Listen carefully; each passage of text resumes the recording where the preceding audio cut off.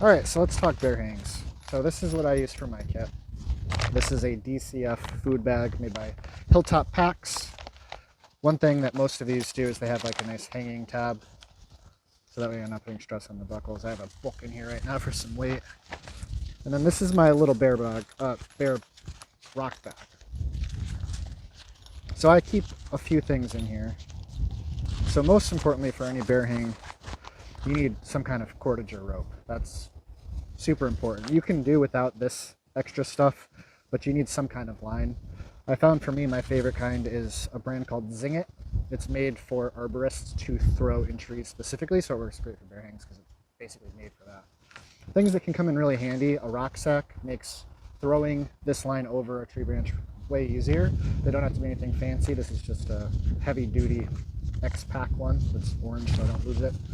And then two other things that I think are totally worth it is some kind of carabiner. This is a specialized one, again, to work with the Zing It line. Any kind of carabiner can work. You don't need a rock climbing one. That's a little bit too heavy and overkill, but small carabiners can be very helpful with this too. And then this little itty bitty dog bone here is a type of toggle.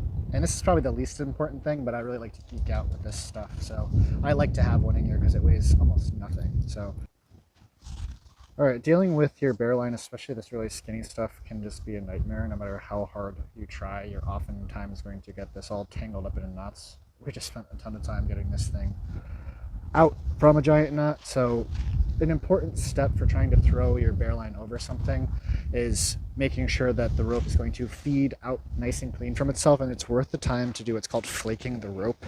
And that's just making a loose pile with no pattern on top of itself. So that way when you throw something up, the rope won't be as likely to get snagged on something. So starting with one end at the bottom. So now you've got one end, and this is the end that's coming out of the top.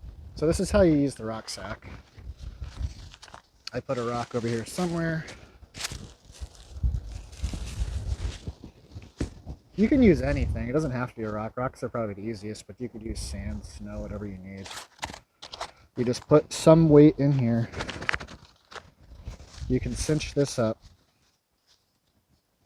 And there's a lot of ways that you can connect this line to this bag.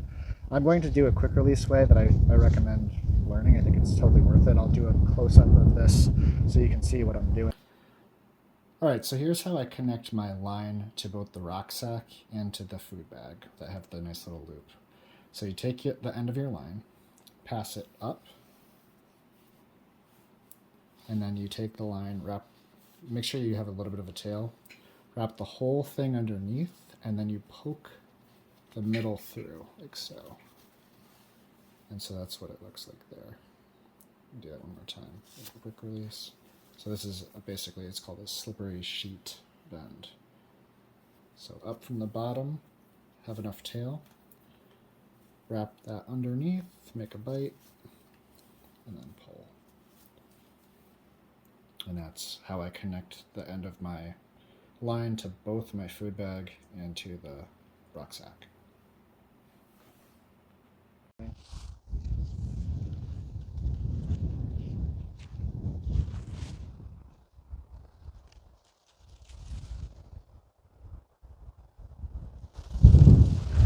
So that's the knot that I like to do. It's just a quick release. So once you've done this, you have to find your branch. In this case, I've got this one here. This is probably the best branch I could find in the yard. It's pretty high. It's an ideal branch for all of the reasons. It's so I can get the bag at least 6 to 8 feet away from the tree, at least 12 feet up from the ground, at least 6 feet down from the branch. This part, there is no easy way to do it. A lot of times it takes practice. Trying to get this over in one throw doesn't always work. Pick yourself a good position. Get a little bit of immediate rope slack right next to you.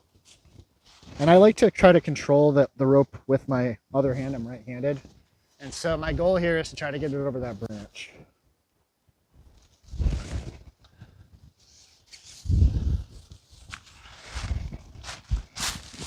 One of the benefits of doing that quick release, and the reason why I think it's worth learning how to do that, is even with cold hands right now, it's below freezing. I can just pull this one end and it comes right undone. So I'm not dealing with trying to get my fingernails into something. It's a lot easier. So now we're done with the rucksack. I connect my food bag with the same exact quick release knot.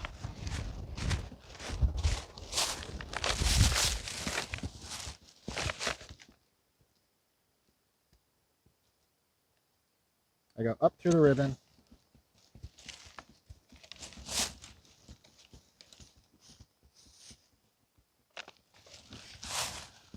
And there we go. So this is a traditional bear hang. So this is where we're going to just haul it up and tie this end off to something. My version of it is a little bit more complicated than some, but again, I think it's worth it. So what I do is I find a good anchor, such as this. I'm going to do another quick release knot on this. In this case, I'm just doing what's called a half hitch and then a slippery hitch. So that's going to hold fast, but it does have the same quick release thing. And then this is just another slip knot here. And the reason I do that is I take my little carabiner that I have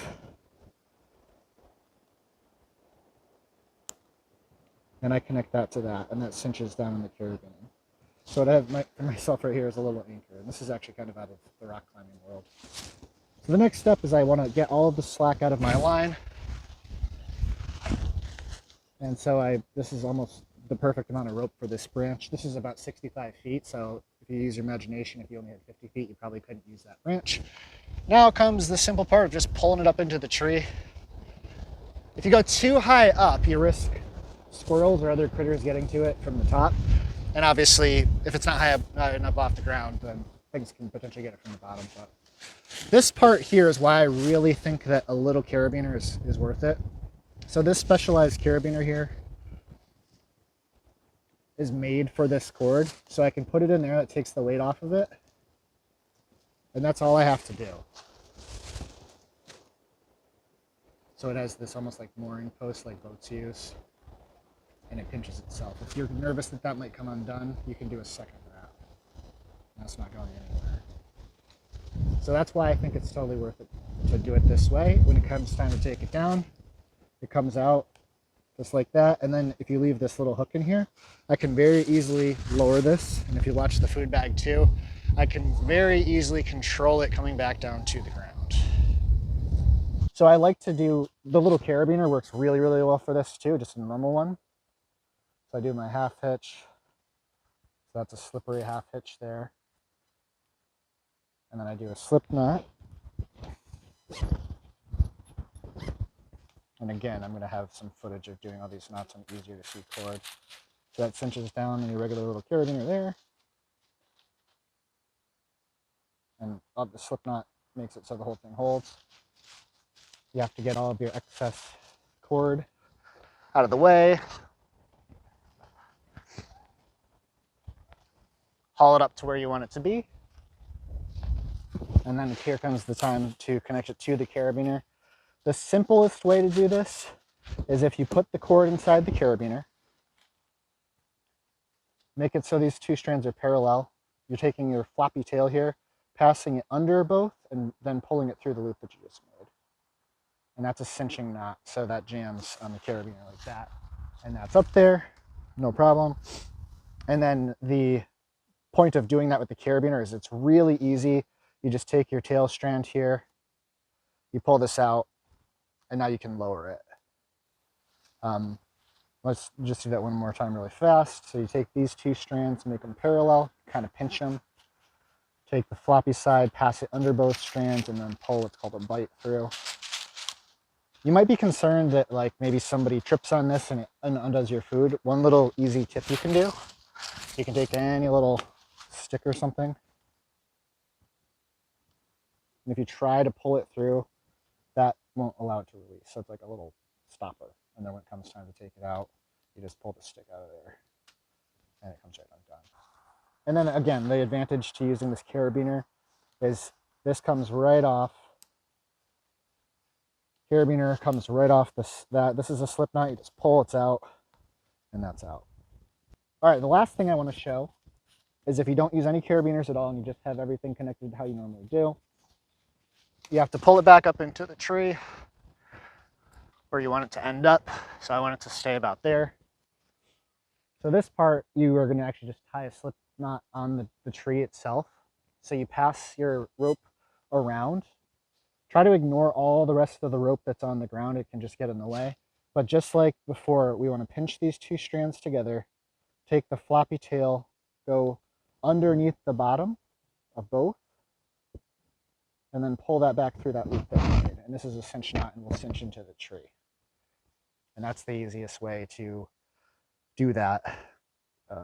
All right, so breaking this thing down so it's ready to use the next time you need it is worth the effort of putting a little bit of care into it. It'll save you time in the future. So of course, you want to take the line off of your food bag. So this is all set. The next thing I'm going to do is start with the end of the pile. And I'm going to choose some place that's free of small dogs, chickens, thorns, and leaves. And I'm going to do this more like jokes aside. I don't want to do this in twigs and things because it's going to get all tangled up. What I'm going to do is I'm going to just throw the rope down in a small little pile, pulling it back up over the branch there. There's a million different ways that you can take care of your cord. This is the way that I like to do it. I'm not going to even teach how to do it. I'm just going to do a demo.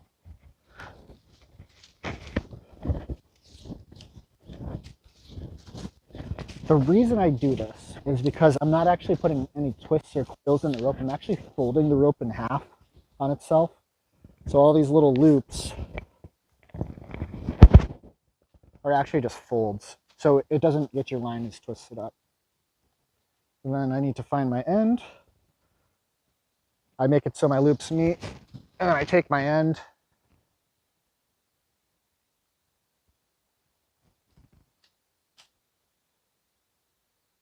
And again, this isn't meant to teach you how to do this. This is just an example of what I do. And so that's how I store mine. You can go one step further and help you find that nice little loop in the future. So here's my hardware. I don't usually carry this carabiner and this one. I will just bring one. But what you can do is you can clip all these things together so you don't lose them. And then you can take a carabiner, clip all of the strands of your loop up here, and that's going to make it really easy to separate the loop for when I take it undone next time. I don't do any coils with this. As you can see, I just like folded it and bunched it up in my hand.